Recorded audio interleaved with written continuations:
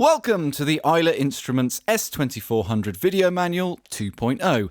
As the instrument has been updated with so many wonderful new features, this means that numerous menus are different than they originally were, and the control of some functions have been altered to improve them. So, to avoid confusion, we're going to go right back to the start and cover everything thoroughly.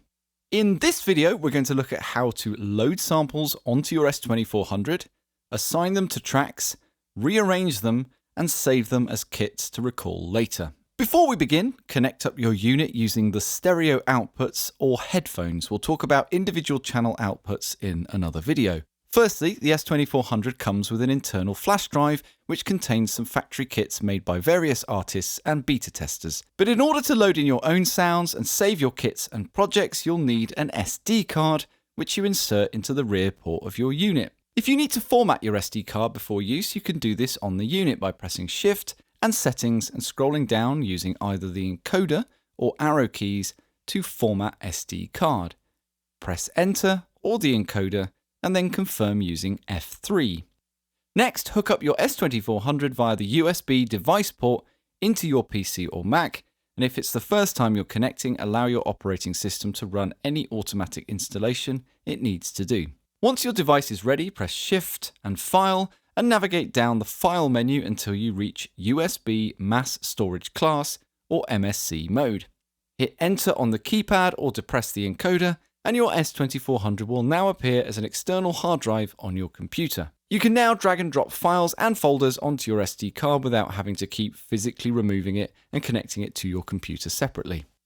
When loading sounds, be aware that the supported sample rates are 48 kHz, 44.1 kHz, and 26 kHz. The supported bit depths are 16-bit, 24-bit, 32-bit, and 32-bit float. However, the S2400's audio engine runs at 48 kHz and 16-bit, and it resamples and converts the bit depth at playback. So the optimum file format is 48 kHz and 16-bit.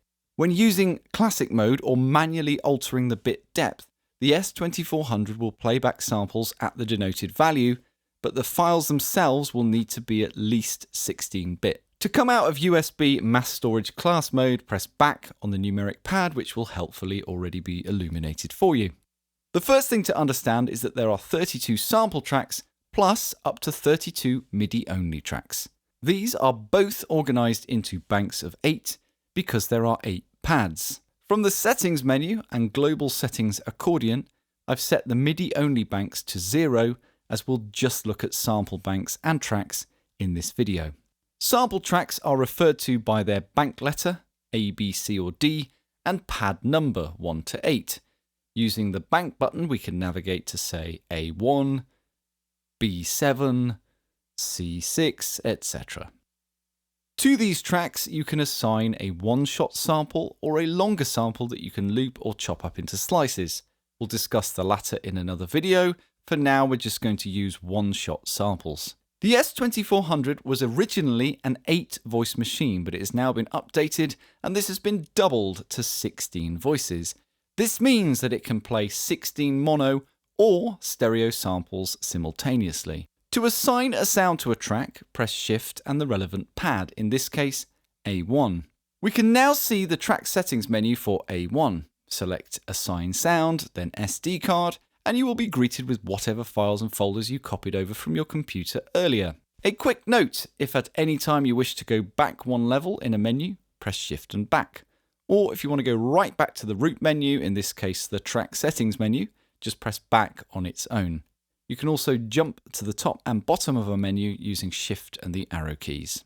To get the ball rolling, I'm going to this folder that contains samples I've made of a 1972 Echo computer rhythm. To audition a sound, navigate to it and it will play automatically.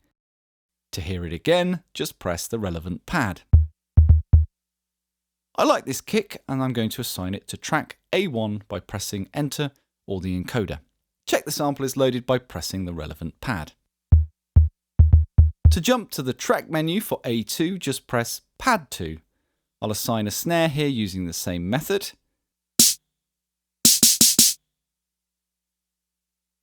Then a wood block to A3. Claves to A4. Timbali to A5, triangle to A6,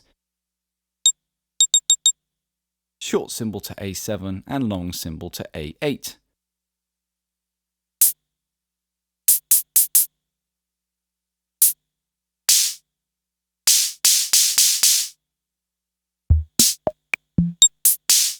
I want the short symbol to choke the long, so I'll scroll down to Choke Group in the A7 and A8 track settings menus and set them both to Choke Group 1.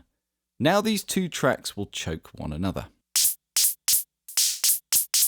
If you don't like a sound and wish to remove it, reload the track settings menu for that track in question. Scroll down to the Actions accordion and open it, scroll to Clear Sound and press Enter or the encoder. This track no longer has a sample assigned to it. If you wish to clear all your samples, press Shift and the Settings button, scroll down to Clear All Samples, hit the encoder and confirm with the Enter button. If you wish to move tracks and or sounds, press Shift and a pad and navigate again to the Actions accordion. If it isn't already open, select it to do so, otherwise scroll to the Organize Tracks submenu. It's a good moment to point out that if you press the Help button in most menus, you'll get a summary of how that menu works. In this case, we can see a list of the commands available.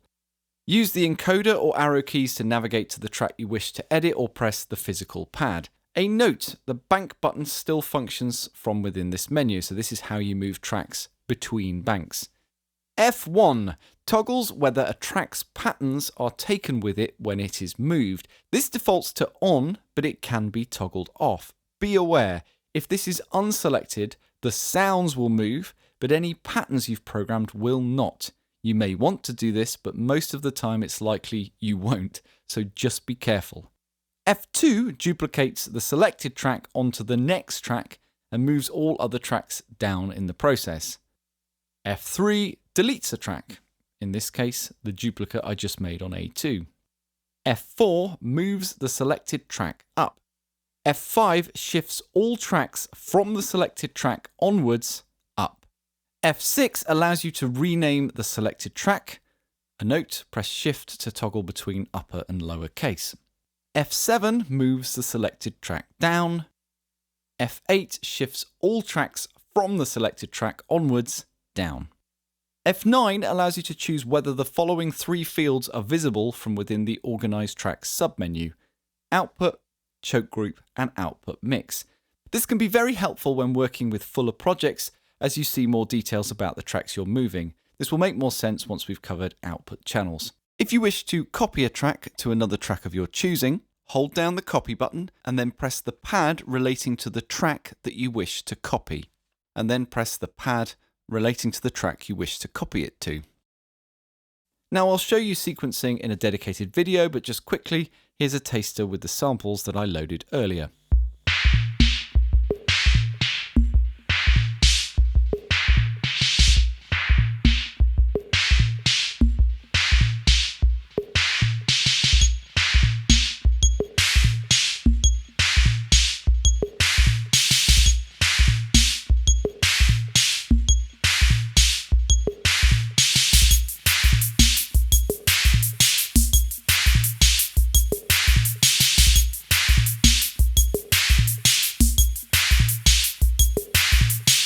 If you're happy with this combination of sounds and the tracks they're assigned to, you might want to save them as a kit to recall later. Hit Shift and File, and then navigate to Save Kit As. Use the encoder or arrow keys to name your kit and save it. Kits saved on the S2400 are always saved in a folder inside the Kits folder. However, kits can be loaded from any folder. To load a kit back up, use Shift and File and navigate to Load Kit. Select it and your kit will be recalled. One other alternative is to allow the S2400 to assign a folder of samples to tracks automatically. To do this, hit Shift and File to load the file menu. Navigate to Load Sounds folder, select SD card, navigate to a folder of samples, press Enter or the encoder on any sample, and that sample and any samples below it will be automatically assigned to tracks and banks for you. You can then move them around after the fact, as demonstrated earlier. One final thing, you can also manually assign sounds to tracks from the Browse Files menu by selecting a sound and then hitting a pad. And that concludes Loading Sounds, Rearranging Sounds and Saving Kits 2.0.